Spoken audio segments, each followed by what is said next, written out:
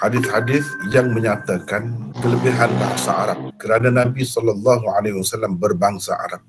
Al-Quran berbahasa Arab dan bahasa ahli syurga juga bahasa Arab. Nabi SAW malah memerintahkan supaya menyayangi bangsa Arab tanpa sebarang qaid, semata-mata kerana beliau orang Arab. Ia bahasa Al-Quran dan bahasa ahli syurga. Tidak ada yang sahih. Boleh dikatakan semuanya maudhu' atau mungkar. Ini selalu juga orang guna ni. Yang ni padahal tidak sahih. Ya.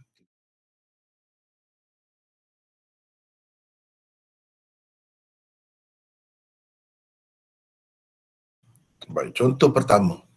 Bermaksud Rasulullah sallallahu alaihi wasallam dikatakan bersabda. Sebab bukan Nabi sallallahu alaihi wasallam bersabda sungguh. Aku Arab, yang ini berbangsa Arab. Al-Quran Arab, berbahasa Arab. Dan bahasa ahli syurga adalah bahasa Arab. Ini rujukannya. Banyak juga. Di dalam kitab-kitab hadis pun ada. Di dalam Mu'jam Awsat, Mu'jam Kabir ada. Tapi hadis ini banyak juga tersebut di dalam kitab-kitab hadis maudhu'. Jadi kenalah berhati-hati apabila kita berhadapan dengan hadis-hadis seperti ini, sekali-sekali fikir, sekali-sekali dengar tu macam ya dah, rupanya tidak.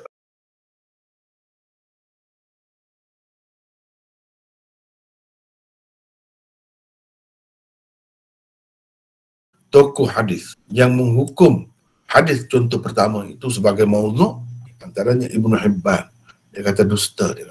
Ibnul Jauzi masukkan hadis ini dalam Al-Mawdu'at. Dan kalau tokoh hadis yang zaman sekarang ni, Al-Albani, dia pun kata begitu. Ana Arabi wal Qur'anu Arabi wa lisanu ahli jannah Arabi. Kita kata apa peliknya? Kan betul Nabi itu bahasa Arab. Quran berbahasa Arab, betul juga. Bahasa ahli syurga Arab. Kira-kiranya betul juga kali tengok tu. Apa yang tak kena? Mungkin kita kata begitu. Kenapa ulama menghukum sebagai mungkar? Riwayat mungkar ialah riwayat perawi yang bermasalah. Paling-paling baik pun dhaif dan menyalahi riwayat yang lebih sahih. Atau menyalahi Al-Quran.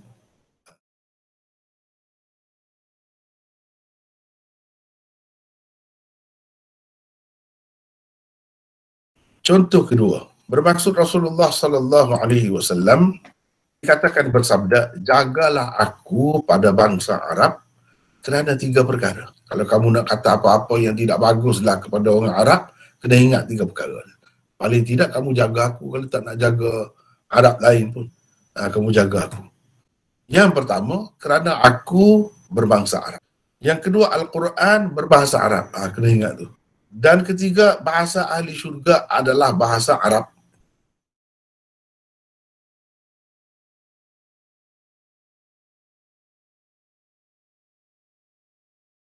Di dalam sanad hadis contoh kedua, ada seorang perawi bernama Muhammad bin Al-Fadl bin Atiyah bin Umar Al-Kufi. Dia seorang pendusta besar. Kerana adanya orang seperti itu di dalam sanad hadis ini, ia dihukum sebagai maudhu' oleh Az-Zahabi dan lain-lain. Bahasa ahli syurga adalah bahasa Arab. Tidak ada satu pun yang sahih. Lepas tu bahasa ahli syurga bahasa apa? Kenapa tak boleh dalam syurga tu banyak bahasa juga? Itu yang lebihnya dalam syurga ni boleh faham dengan sendiri. Bahasa mana pun kamu nak cakap, boleh. Itu istimewa. Sebagaimana makanan yang kita makan dalam dunia ni kan, buah-buah apa kita akan bertemu pula besok. Tapi dalam keadaan yang sempurna lah. Wa utubihi mutasyabiha. Sama, zahirnya nampak, tapi hakikatnya tak sama. Begitu juga dengan bahasa. Kalau Allah SWT nak bagi kita faham semua, apa salahnya? Kita dapat menikmati semua bahasa. Kalau nak tanya dari segi hadis, ada ke pula hadis macam tu? Tak ada. Tapi dari segi logiknya, kalau dalam dunia ni Allah tidak buat satu bahasa, kenapa di akhirat satu bahasa? Kecuali kalau ada hadis sahih. Ada hadis sahih, kita angkat tangan lah cerita. Masalahnya tak ada. Bila tak ada, kita boleh fikir macam tadi lah. Sebab nak kata bahasa Arab sahaja, semua jangan lupa bahasa dia yang asal. Itu kena ada bukti yang kuat itu. Hadis ini seolah-olahnya menyebutkan semua orang ni, semua jadi lupa dah bahasa dia. Tak guna dah bahasa. Sesoalnya begitu. Benda besar tu. Jadi kalau hadis, sekadar hadis macam ini tidak memadai untuk dibuat pegangan. Ini kepercayaan, kita nak percaya ni. Kan hadis yang dhaif saja pun tak boleh dah. Apa lagi kalau maudhu'? Bagi saya lebih terima di sana boleh cakap semua bahasa.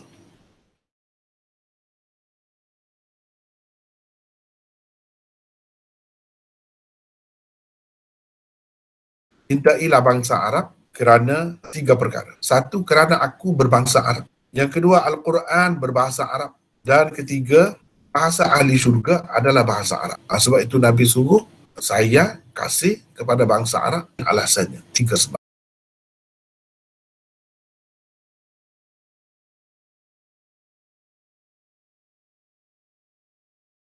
Az-Zahabi mengomentari hadis contoh ketiga dengan berkata, saya yakin hadis ini maudhu'. At-Tabarani mengomentarinya begini. Tidak ada orang yang meriwayatkan hadis daripada Ibnu Jurayj selain Yahya bin Buraid. Al-Ala bin Amr pula bersendirian dalam meriwayatkannya, yakni daripada Yahya bin Buraid. Jadi maknanya di situ tafarrud ini. Seorang. 2-3 generasi seorang ni. Pelik. Benda ni suatu kebanggaan ni kepada bangsa Arab. Maksudnya tidak seorang sahabat sahaja meriwayatkannya dan tidak seorang tabi'in sahaja yang meriwayatkannya, tapi ramai. Sedangkan di sini kita tengok seorang saja. Ini salah satu tanda hadis itu bermasalah.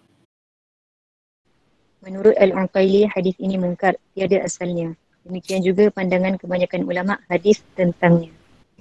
Bila kata tiada asalnya, ni tidak sahih lah. Tak ada yang sahih, yang hasan pun tak ada. Yang adanya mungkar, bercanggah pula. Kalau dhaif saja boleh tahan lagi, tak bercanggah dengan Quran, tak bercanggah dengan hadis yang sahih, boleh lagi. Ni bercanggah, bertentangan. Itu tak boleh. Hadis yang macam tu tak boleh. Antara tokoh hadis yang menghukum hadis ini sebagai dusta dan maudhu' ialah Abu Hatim, Ibnul Jauzi, Az-Zahabi, Al-Albani dan lain-lain.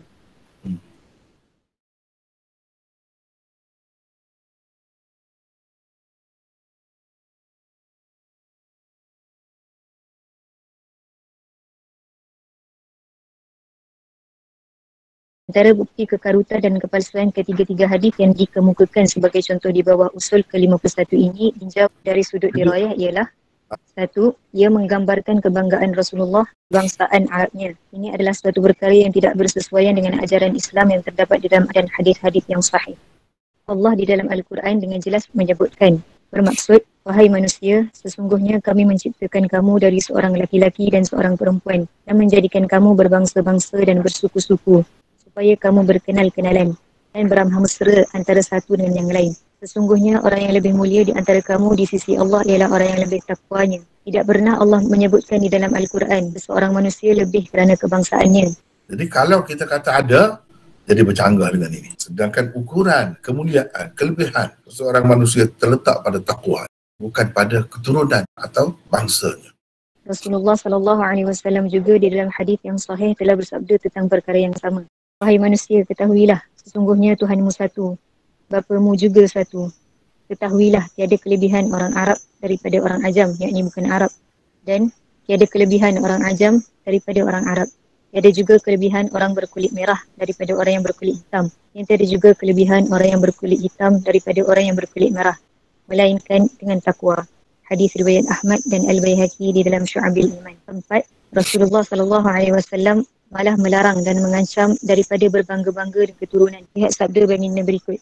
Bermaksud, sesungguhnya Allah Subhanahu Wa Taala telah menghilangkan daripada kamu kesombongan jahiliyah dan kebanggaannya dengan nenek moyang.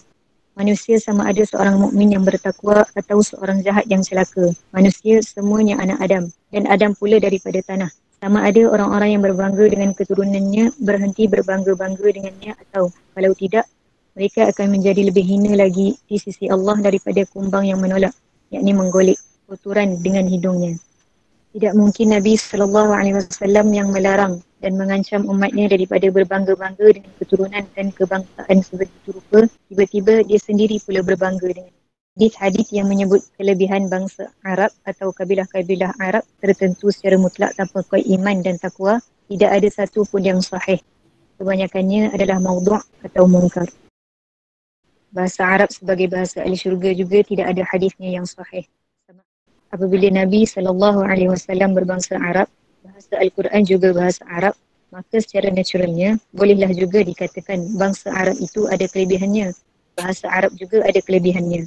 Itu tidak dinafikan. Apa yang dinafikan ialah adanya hadis Nabi SAW yang sahih. Adakah kita menafikan Nabi itu berbangsa Arab? Tidak nafi. Adakah kita nafikan Al-Quran itu bahasa Arab? Tidak nafi. Memang bahasa Arab. Kalau begitu, boleh kita kata bangsa Arab itu ada kelebihannya. Bahasa Arab itu ada kelebihannya sebab bahasa Quran itu bahasa Arab. Secara logik, kita boleh terima itu. Boleh. Itu tidak dinafikan. Memang besar kelebihan itu.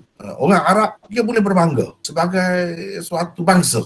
Boleh berbangga. Sebab Nabi itu daripada bangsa Arab. Boleh berbangga begitu. Itu tidak dinafikan. Yang kita nafikan ialah ada hadis. Dan didakwa ini hadis, kata begitu. Itu tak boleh.